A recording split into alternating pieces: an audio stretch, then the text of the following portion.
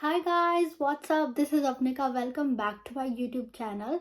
I am back today with another video, and in today's video I'm going to discuss about points calculator for a permanent residency in Australia. So to apply for a permanent residency in Australia, there are multiple visas. The three most common visa streams are 189, which is skilled independent visa, 190, which is skilled state nominated visa, and the third one is 491, which is skilled work regional visa. Permanent residency in Australia is point based, and to apply under these visa streams you need to collect some points, and there are some categories for which you can claim points, and you need to achieve a certain minimum criteria to be eligible to apply for a permanent residency. So in this video I'm gonna talk about what those categories are and how many points you can claim under those categories. So let's get started.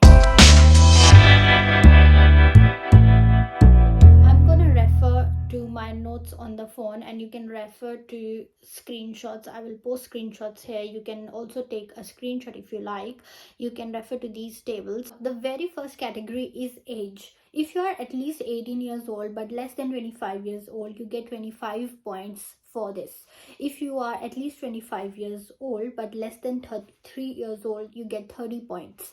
If you are at least 33 years old and less than 40 years old, you get 25 points.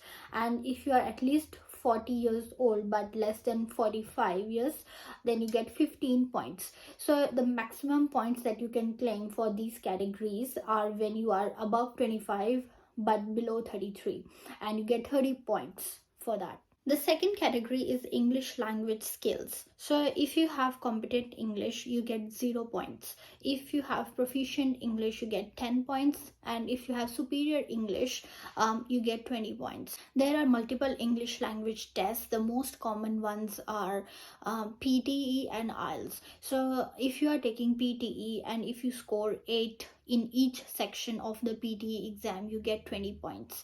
And if you get less than 8, or for example 7 in each section, then or even if in any one of those 4 sections in the PTE exam, you get 10 points. By 4 sections I mean the 4 sections of the PTE exam are reading, writing, speaking and listening. Moving on to the next category, which is overseas skilled employment. So if you have some work experience outside Australia, you can also claim points for that. If you have less than 3 years of work experience outside Australia, you get 0 points. If you have at least 3 years of work experience but less than 5 years, then you get 5 points. If you have at least 5 years of work experience but less than 8, then you get 10 points. But if you have at least 8 years of work experience, you get 15 points. If you have work experience in Australia in your relevant occupation, then you also can claim points. If you have at least 1 year experience but less than 3 years, you get 5 points. If you have at least 3 years of work experience but less than 5 years, you get 10 points. If you have at least 5 years but less than 8 years of work experience in Australia, you get 15 points.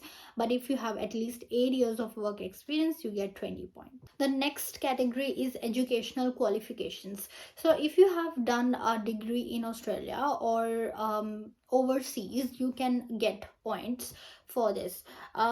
If you have done a doctorate from an Australian educational institution or from overseas, you get 20 points. If you have done a bachelor degree in Australia or overseas, you get 15 points. If you have done a diploma or a trade qualification only in Australia, you get 10 points. Also, if you have attained a qualification or award recognized by the relevant assessing authority for your nominated skilled occupation as being suitable, you get 10 points.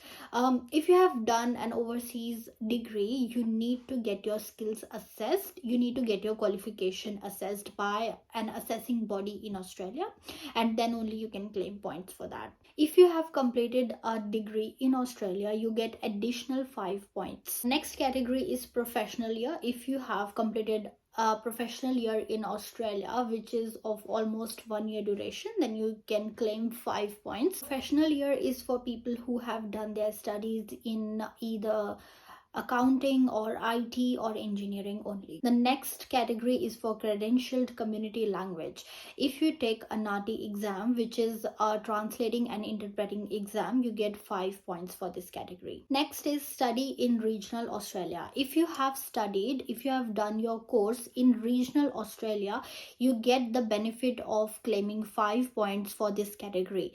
Regional Australia, according to the laws, according to the current laws, the regional Australia is any place in Australia except Melbourne, Sydney and Brisbane. So if you have studied in a city or in a place which is other than these 3 cities, you can claim 5 points. The next category is partner skills. So if you have a partner and your partner is also the applicant in your visa application, if the partner is skilled and they have superior English, you can claim 10 points for them. If your partner has competent English, you can claim 5 points. Otherwise, if you are single, you can claim 10 points. The next category is nomination. If you're invited to apply for a subclass 190 visa by the state, you get 5 points from the state to apply for a permanent residency. If you are invited to apply for a 491 visa by regional, you get 15 points for that. You can also be sponsored by a family member to apply for this visa stream. If the family member is living in regional Australia as well, they can sponsor you to apply for a 491 visa. I hope this was a bit helpful for you in understanding the different categories and how many points you can claim under each category to be eligible to apply for a permanent residency in Australia.